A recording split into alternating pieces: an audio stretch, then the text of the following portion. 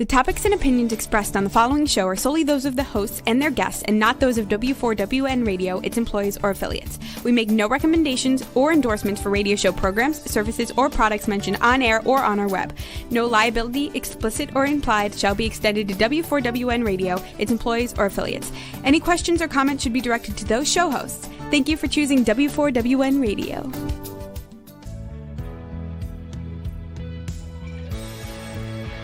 Welcome to Success Secrets Exposed with Sally A. Curtis, where we share stories of challenge, success, and inspiration along with practical tips and strategies to move you forward to your success. And now, here's your host, Sally A. Curtis.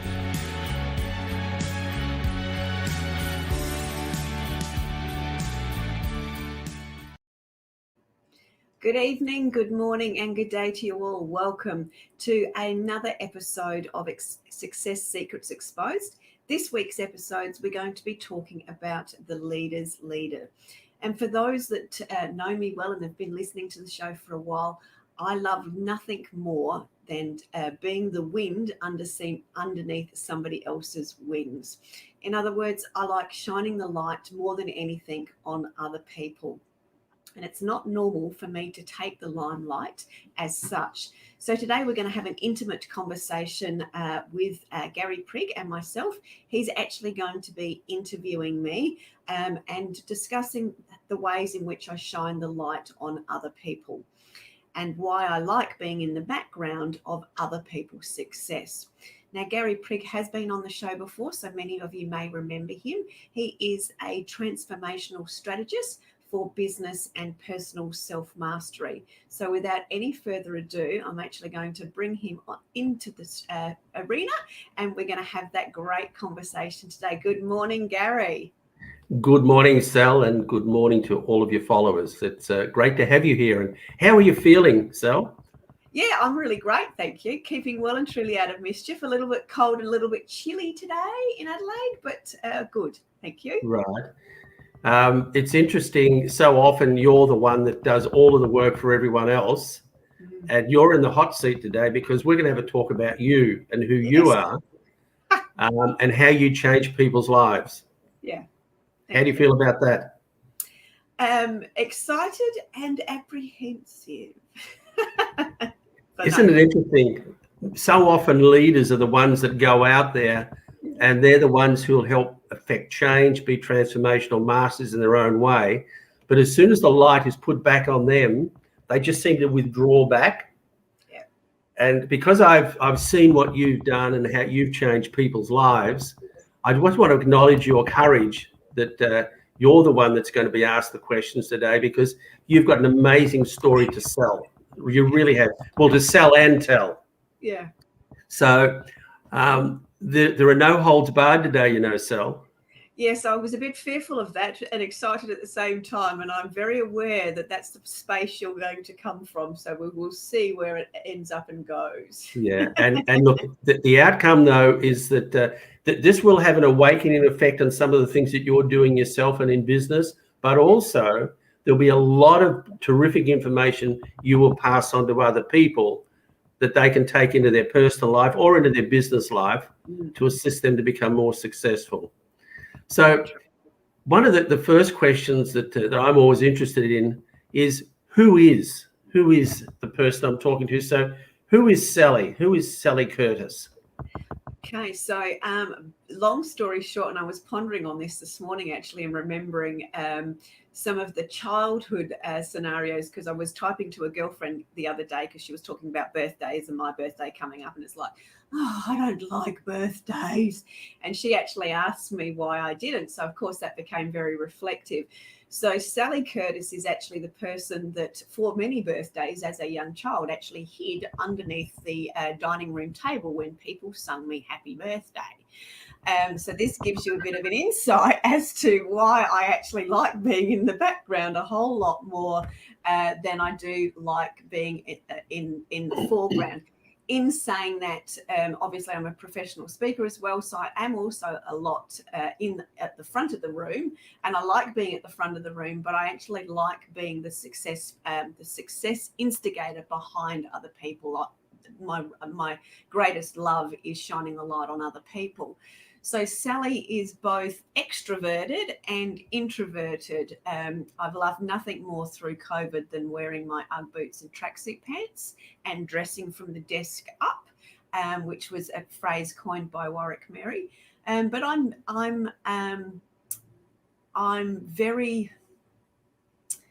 I've always been driven, but I don't see myself as being driven. I don't see myself as a leader, but my community tells me I'm bossy. But that's for their own good. And I know some people on the show, in the background of the show are actually going, yes, she's bossy. Oh, yes. So I've been a serial entrepreneur since I was 12. I had horses back then, so I started with riding lessons. I've had side hustles right the way through my life. I've been employed and self-employed a lot of that time. The side hustles enabled me to find my feet for self-employment, which I've been in for many, many, many years now.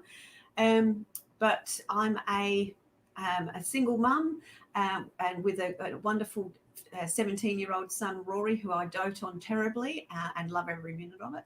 And I'm, very much a connector, love connecting people.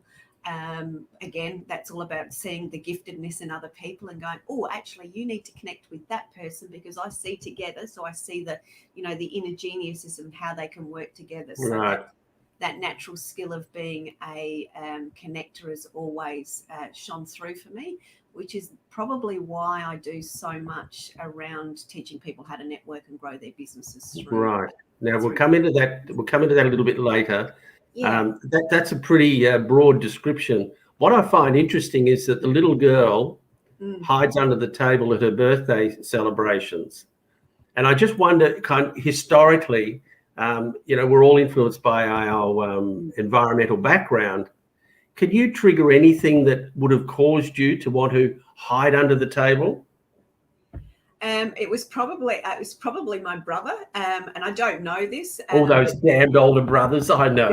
Damned older brothers. He's probably said something to me, and I, when I was reflecting on it this morning, he's probably said something, and I've probably gone underneath the table, and then that I sort of got teased about it, which was a different form of accolade. So I sort of rather liked it. So that became a bit of a habit.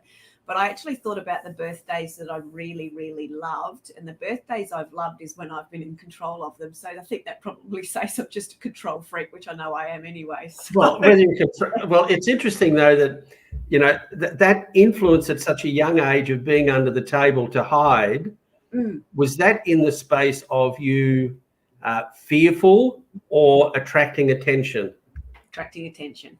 Okay, it's really interesting, isn't it? So at that young age, that has already started to be embedded in who you are.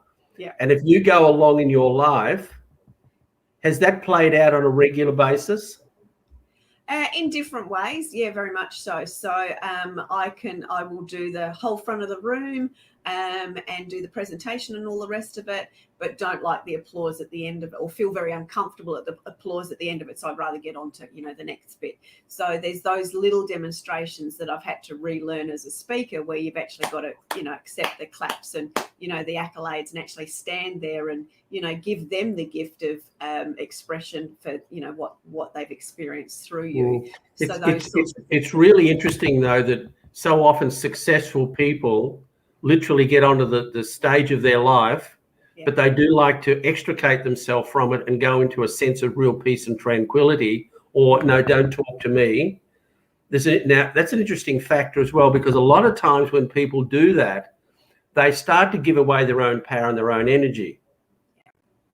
And I call that energetic sieve. So they're out there giving to everyone else, but can be at their own expense.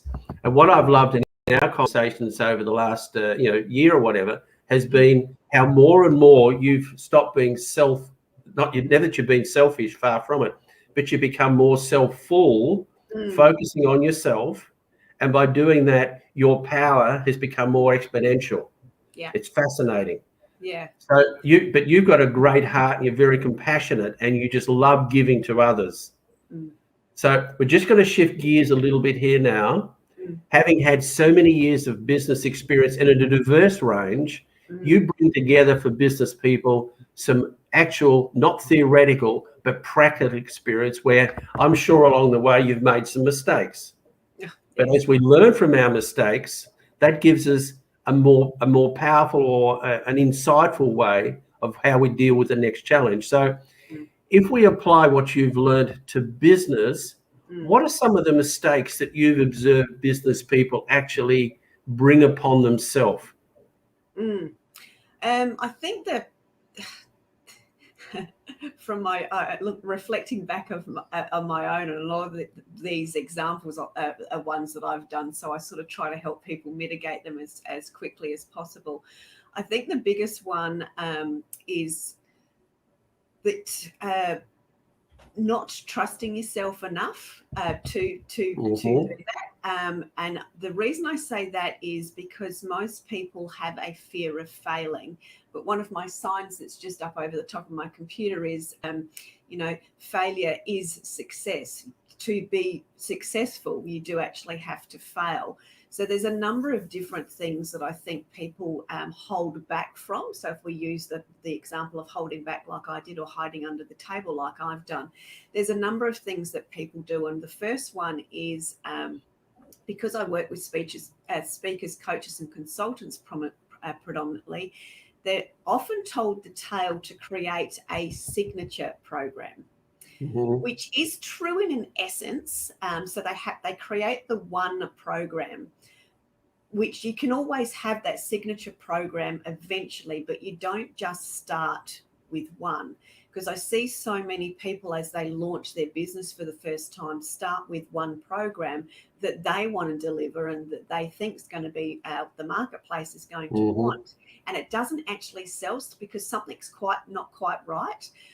So I think the biggest lesson that I've learned here, which was from Jane Anderson, was to launch multiple programs in a 12-month period.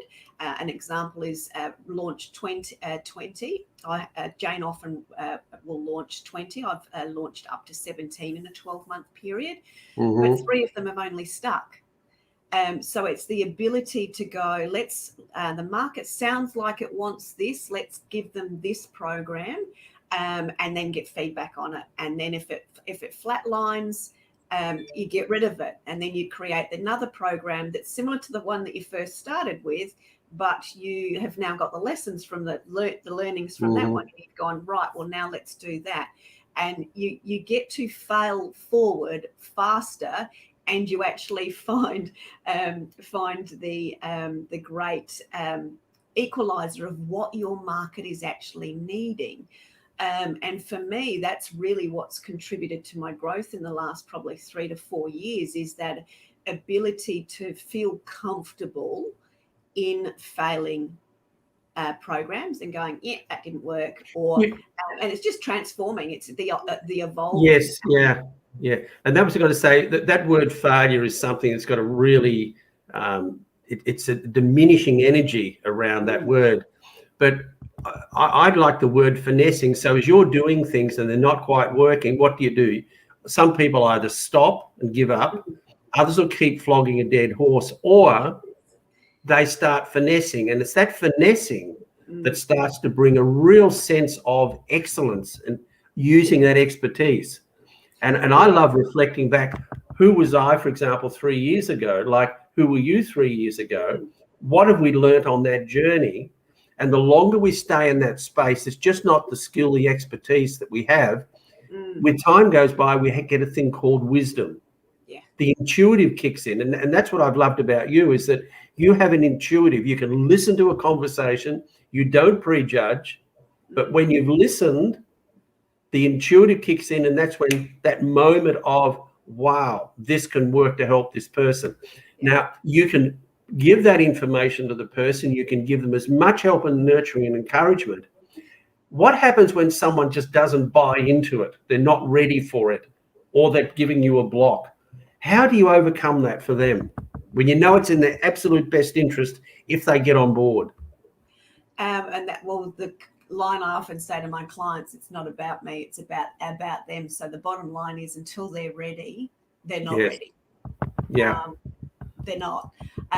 But certainly being the sounding board and the person that they'll come back to and say, I've just done this, and it's like, well, yeah, okay, have we thought about that yet? So we do the loop, and that's where the bossy comes in, where we go, we've discussed this before, so let's just loop back to what we're trying to get to. Let's just loop back, and eventually those loops join for the person. It's not about what I want for them.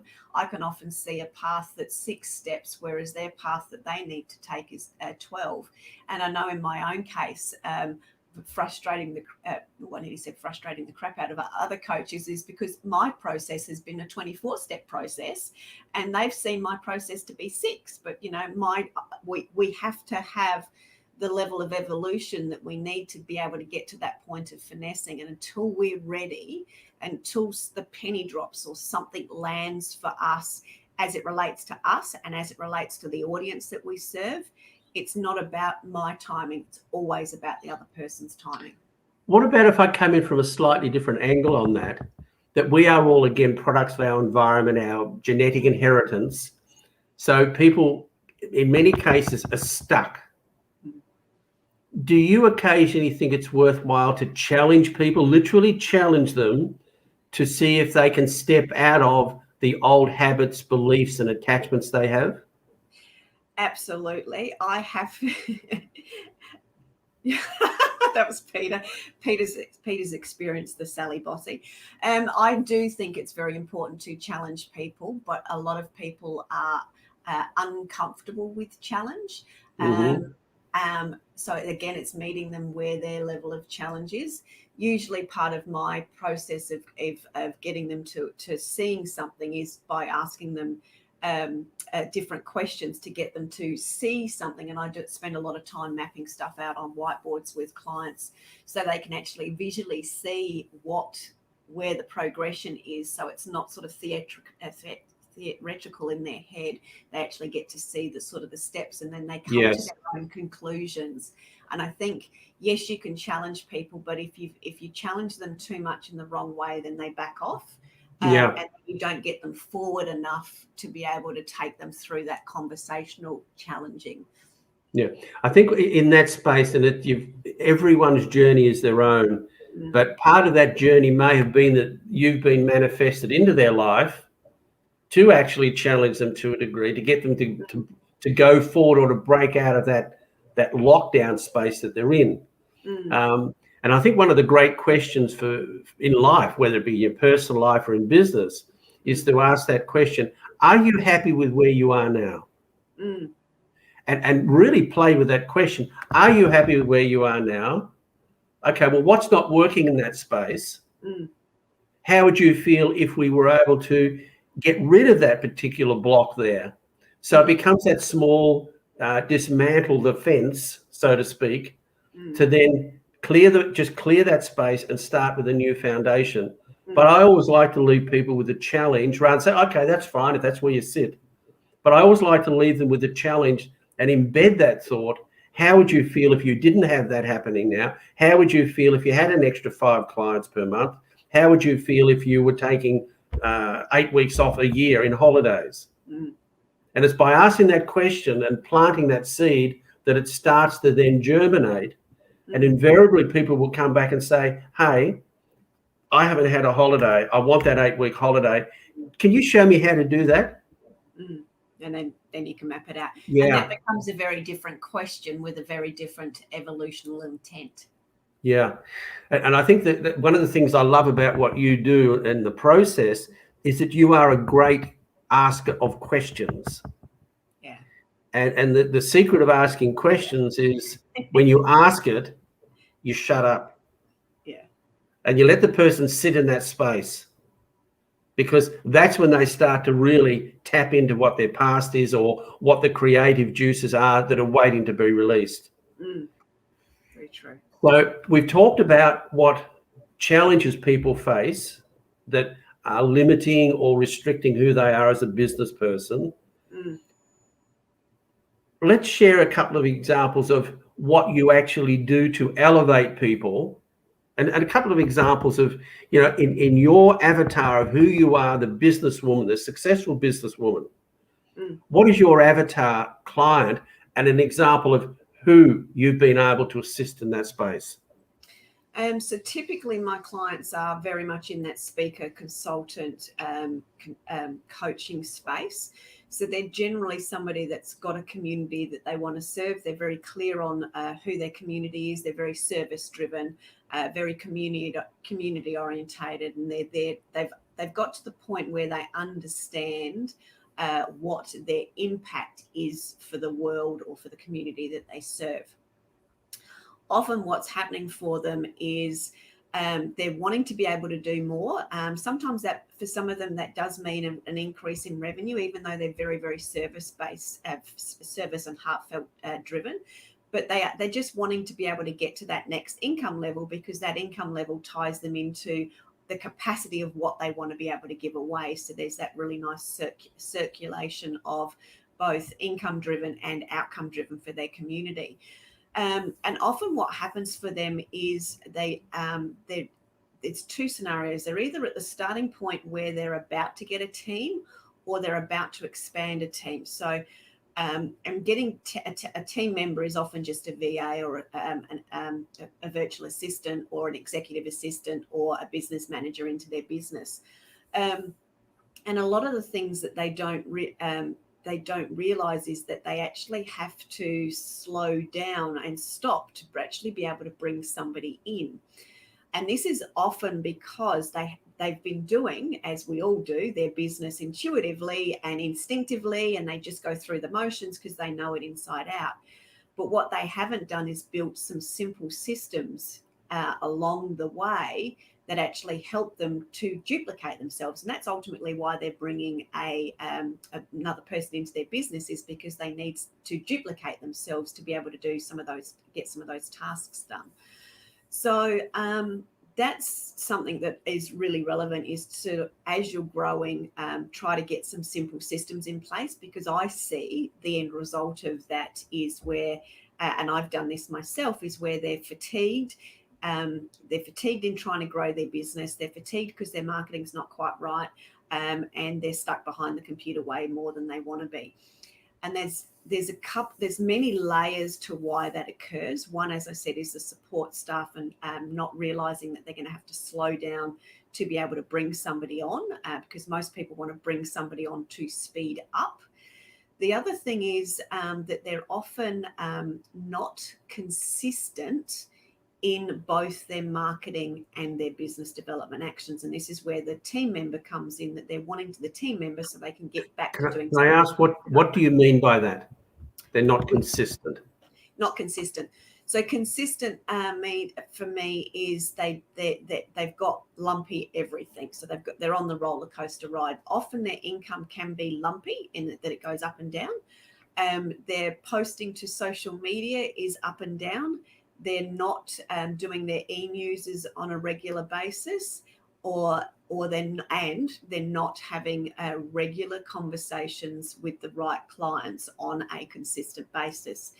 Because we all know, and everyone will go, oh my God, she's going to say that again. And for those that haven't heard me say it, will go, yeah, that's so true, is if you're having consistent conversations with your right ideal target market, and again, that comes down to defining your ideal target market intimately. When you're having consistent conversations with the right ideal target market every week, a consistent number, then you don't have the lumpy income, because you've actually got the consistency of leads coming in. But what happens is we have leads come in and we get clients on board, and then we pull back because we've just had all of these clients come on board, which means we stop doing the marketing. And then as those really busy. It's balancing that busyness and busyness and delivery. So that's where systems will help with the busyness, and you can then keep the delivery consistent and the business growth as well as the marketing in there. So if you've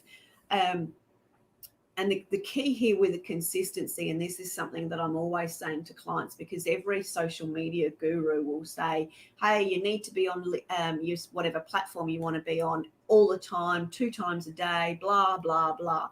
But the bottom line is, if you can only be consistent and it's 3 times a week, then be consistent 3 times a week. Just develop that habit of consistency. If you can only ring 3 customers a week or connect with 3 customers a day, or whatever your number is, just plan and plot it in your calendar to do that consistently.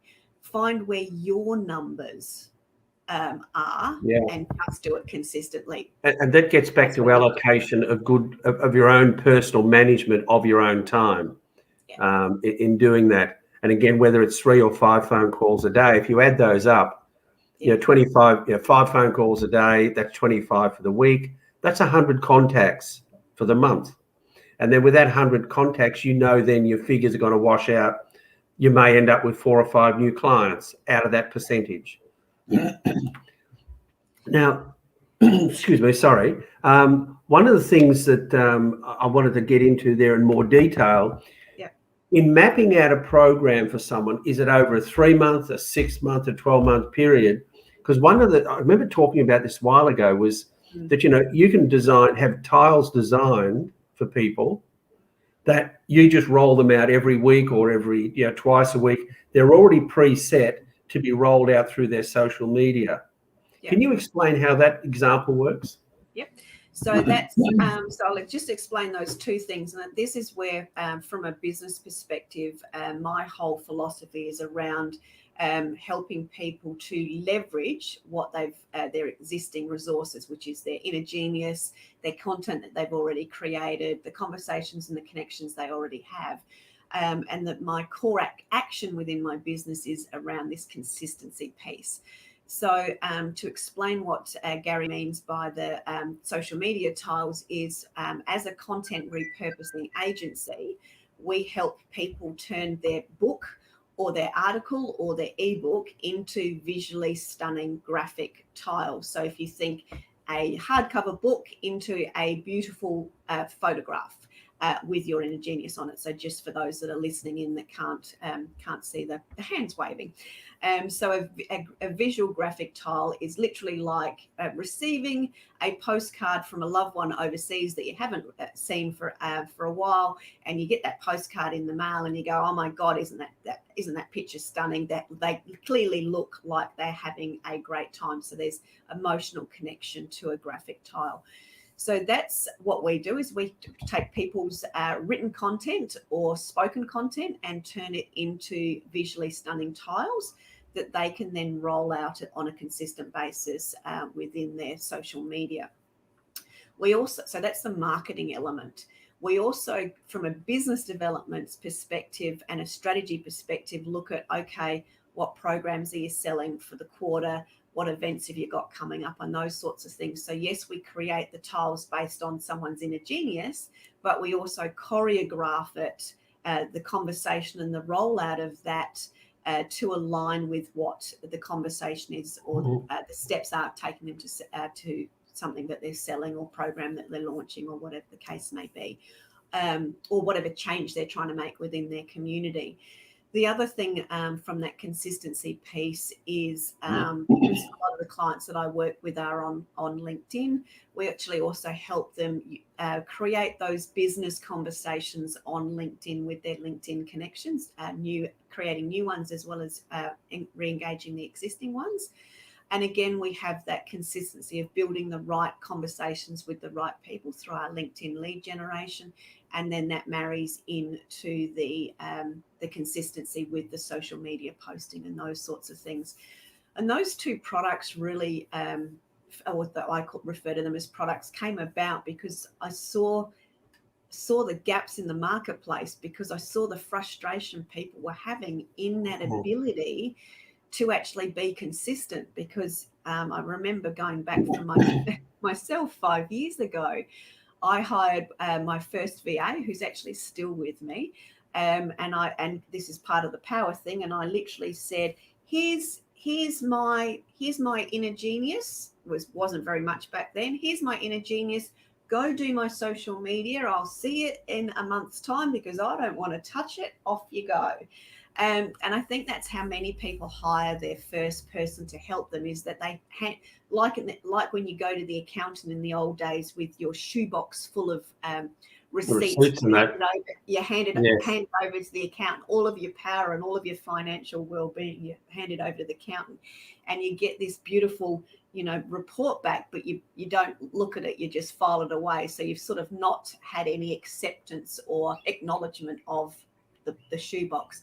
And that was exactly what I did with my business, my social media, scheduling, as well as the strategy, as well as the conversations, because back then I thought that, I could, like many, I thought I could put a social media I could put a post up on social media and everyone was going to come running through my door, which is not the case. Mm-hmm. It's about having that combination of marketing and conversations to actually create the right conversations. So you actually get leverage.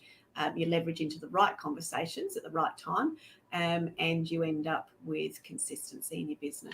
Yeah, it really is it's establishing a relationship, but then it's like a courtship. It's in you continue to enrich some of the, and I love the idea of those tiles, and just having, you manage that. It can be once a week, so there's 50 tiles, or there might be twice a week, 100 tiles for the year. But a business person doesn't have to worry about it.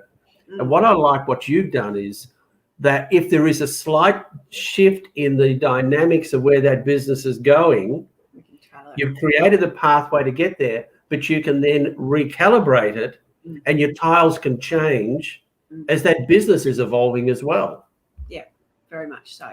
And that's the whole fluidity, consistent. It's going to sound a bit strange, but fluidity and consistency go hand in hand. So you need consistency, which is something that's there all the time, but you need the fluidity to be able to change that consistency or adapt to the marketplace or take advantage of something. So it's that adaptability, fluidity, and consistency. And that's a smart business. Again, it's being agile. Agile, perfect. Yeah, and like you and I have seen it many times where you've got someone with a great product, but they are so rigid in what they're doing. They don't step out of it. And newbies come onto the market that pass them, nowhere near the knowledge, skill, or expertise, but these people are stuck, and the newbies go past them, and they kind of think, how come they're driving that faster car when I've been on the circuit for longer than they have? Yeah, and that I'm going to touch on that, because that for me is when people get, and this is a bit of a marketing piece, when people get stuck in their own special words. And I'm going to use the term, they get stuck in their geek words, which mean something really relevant to them and they're really excited about it.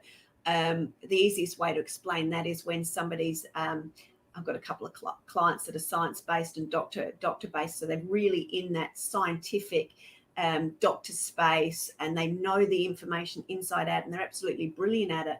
But unless they can be the sense maker or the translator of that information back into their community's everyday language and say it how their audience needs to think about it or hear it, they're toast. And it's hitting those, and a lot of times people, as you say, are in that space. They create their own dialect, and they're in that bubble, and that's the only dialect they hear.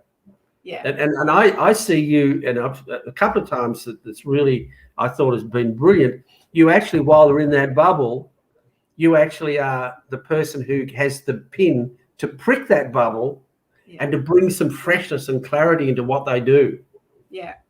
And I see a lot of, so I often say geek speak and coach speak. Coaches are notorious at speaking in NLP bubble language. Or conversation language, and or very esoteric language. And it's okay, we'll bring that back to the everyday person. What is their transformation? What's the transformation that they're looking for, and how do they say it? Because unless you say it how they hear it, they're not going to hear it. And that's why it's like a courtship, isn't it? Yeah. If a fellow is really interested in a woman, and they sit down to have a nice dinner, and all he does is talk about football, there's not a connect.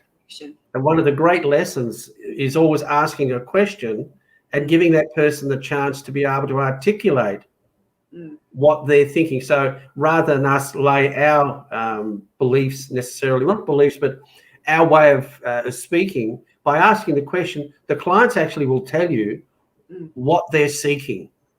Yeah. Most people don't ask. Yeah.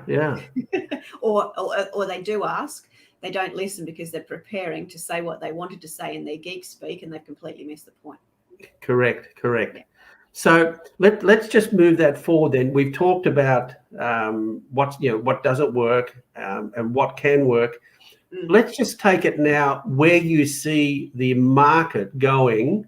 There is a changing market, this whole COVID thing that's taken place, how that's impacted on business, how people are responding to that. Or there's many people still seeking, I feel, to get their feet on the ground of what do they do now that there is this always constant uncertainty because of COVID. Are we in lockdown? Are we able to go out? Are we able to do that? Are we able to travel interstate? So what are some of the things that you would consider would help people to recalibrate their thinking in this suffocation that's come out because of COVID? Interesting. And can I just preempt you on that as well? One of the things, again, from our conversations previously is let's just do a stop and do an assessment and analysis now where we are and who we are. Yeah. So if you can get people into that space, how would you then evolve them to see themselves differently? I think the biggest so there's two sides to that. I think people need to create their own opportunity to have a look through fresh eyes. So I think business owners need the ability to be able to think with fresh eyes. Now, that's not often something we can do for ourselves, but reflective processes certainly help with that. But I think the reflective process is usually after somebody like me has tipped somebody else out of their apple cart, is the way I say it. So when someone's poked and prodded or given you some suggestions, or you've sat down and sort of had a bit of a fresh eyes discovery, wherever that takes, so have that fresh eyes approach with somebody other than just yourself, and then have that reflective process with yourself, and then you actually see a different set of insights that come out of that. So it's work with somebody to create some fresh eyes opportunities, and then have a reflective process with yourself where you ask yourself some really good questions, find out what the insights are from there, and then that'll help to directionalize. Then when you've got a bit of clarity around, hey, I really feel I want to do this and this and this, then go perhaps loop back to the person with fresh eyes and sort of help create a strategy and a plan for that. Just coming back to the COVID, the scenario, I'm actually seeing more opportunities than not coming out of COVID, both personally and within the communities. I think the opportunities are, for many speakers, coaches and consultants, the opportunities have gone from trying to be that expert in our own backyard, which we're often not in Australia, to be the expert in a very large backyard now, where people are way more curious, they're way more collaborative. So I'm seeing for those that are actually creating their own opportunities by going into other people's large networks and listening and contributing, then I think some significant opportunities are coming out of COVID for a lot of people, because we are very much global now for those that have the capacity. And I believe all speakers, coaches and consultants have the capacity to have some growth from just it being in their local state backyard to having a national presence, which was easy, but we didn't tend to do it. We tended to hide underneath the table when people sung happy birthday to us, where we could have very easily gone national. And the jump from national to global is exactly the same process. So I think people need to look for the opportunities that are actually there, because I am absolutely convinced they're being smacked on the head by them, but they may not be quite ready yet. So maybe going through that fresh eyes approach, the reflection approach, and then the strategy, and then actually, okay, well, where really are my opportunities? What are the possibilities? And to discover that for yourselves, I'd suggest jumping into some phenomenal networking groups that are in other countries, that are actually global, that have the right sort of audiences, and just see really what's happening from a collaborative perspective, because there's some fantastic collaborative and some fantastic growth going on in the industry. Okay, now that's a really interesting I want to get off and into that space. So when someone joins these groups and the international groups, and I think one of the greatest things that happened out of COVID was we all learned to Skype. We could take our story just not to the person to the cafe next door or down the road to the office. We actually can take our story global. So if there's a little cohort, for example, in Adelaide or Melbourne or Brisbane or Los Angeles or London, there's a little cohort in that little area. If people are interested in that message, doesn't stand to reason the people across the globe are interested in that message. Absolutely. And then the technique through, and this is what you do, is through LinkedIn, connecting those people. Now, when people join a particular group, what are the protocols that they should observe when they become members of that group? Because I can just imagine that some people would jump and say, hey, this is who I am, and this is what I'm going to sell you. What are the protocols? I think that most of the community leaders will actually set the protocols, and I know we're going to run out of time really quickly. So the biggest learning I'll say that came out of me going into other people's networks and networking, particularly in the States, the biggest takeaway lesson that I've got for everybody is, here in Australia, we are so stuck on the 30-second pitch. It's not funny. In the US, and most of the networks I've been involved in, they do a 2-minute pitch. Wow. Okay. And it's a very, very different process. It's, let me calibrate that. So it's, my name is, I'm from, I work with clients in these areas. These are the things that my problems that my clients have. Here's the types of solutions that I've got. Here's a little bit about me and what I like to do. This is the sort of collaborative partner that I'm looking for. Again, my name is XYZ, and if you can help me in this way, I look forward to helping you in that way. You get some really phenomenal insights as to who the person is and exactly who you need to connect with within that networking opportunity to create and discuss your own opportunities. So, okay, that is as good a description I've heard ever. However, in going in there, what you've just defined is that when you go into that group, you need to have your own 2-minute story. Yeah. So that's, again, I've seen you do this before with people where you create that 2-minute message of who I am. And, that whole thing, that's the elevator pitch. But it's more profound now. It's got to be more finite. Yeah. Could you just talk about that 2 minutes just for a moment? Yep. So for me, to give you a bit of context around that, a 2-minute pitch is literally an A4 sheet of paper of words. How many? So, a full sheet of A4 paper. Yes. At least a full sheet. So on average, got a calculator handy. If you're doing a 2-minute pitch, that's usually 240-ish words. So it's quite a lot of words. And I'm sharing this because the very first time I went on, I was used to doing the 30-second pitch, and I had all this time left, and they're looking at me like, well, who are you? This isn't enough. We want to get to know you. Yes. And then when I experienced and witnessed, and I think that was the key, I witnessed other people's stories in that 2 minutes, I felt considerably connected to them. It's the difference between, if I go back to what we talked about with the postcard with the tiles, it's the difference between getting a bill in the letterbox and the postcard from the loved one. Right. And we are just about going to run out of time, Gary. Right. So how many minutes we got left? About 2.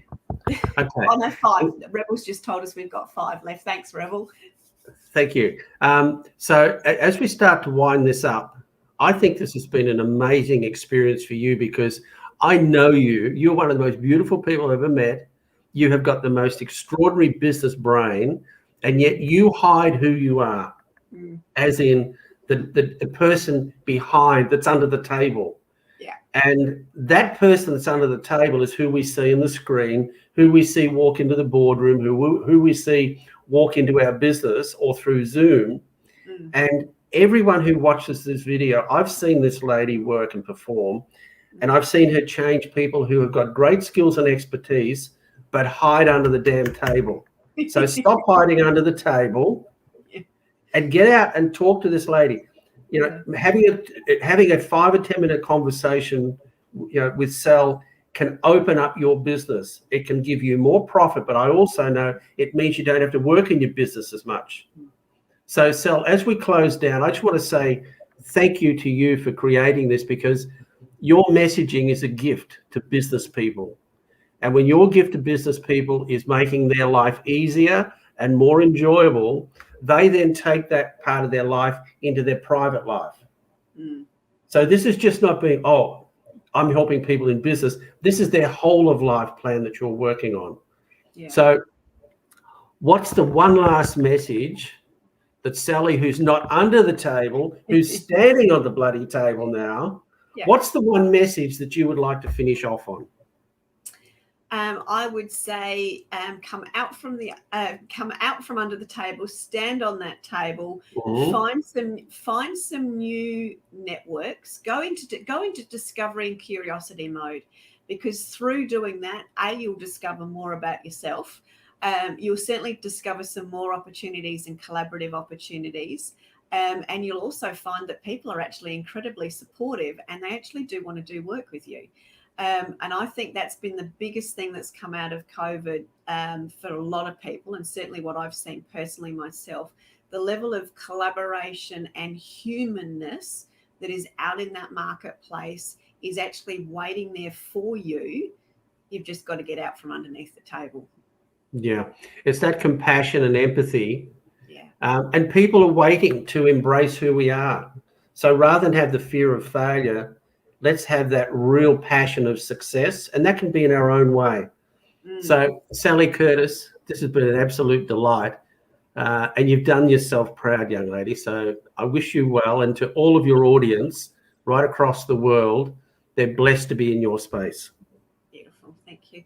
And Rebel, I'll just key you up. If you can maybe play the our video for the content repurposing for those that aren't familiar with what I mean by a graphic tile, as we've used that postcard scenario, that would be great. And I would just say, through that discovery process as it relates to finding people and getting into other networks, you'll actually find and discover your own depth of inner genius, and you'll also have your inner genius reflected back to you through other people's witnessing of that, and you'll actually find your everyday language in the way that they talk back to you. So if you're needing to help with your everyday language, there's a little tip that it will be reflected back to you if you are out from underneath that table. Thank you, Garry, very, very, very much for today. I've thoroughly enjoyed it. I want more. And we will talk to everybody very much so next week. And I look forward to sharing with you very, very soon. Thank you very much. You're welcome. Thank you. Are you a speaker, coach, or consultant wanting to increase your reach and impact? Need to save time and leverage your resources? Content repurposing is the fastest way to increase your visibility, credibility, and profitability online and reach your audience with ease. You already sit on a mountain of gold that is highly valuable to your audience. It's in your books, training manuals, articles, and presentations. We regularly turn clients' books into 12 to 24 months worth of content. Let us turn your existing content into visually stunning, bite-sized content tiles.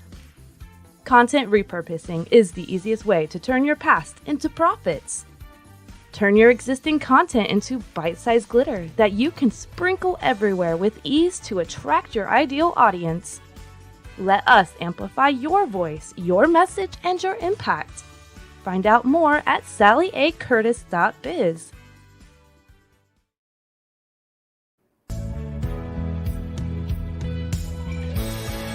That's it for this week's episode. Thank you so much for joining us. I trust you got some inspirational tips to move you forward. See you next Thursday at 7 p.m. Eastern for more Success Secrets Exposed.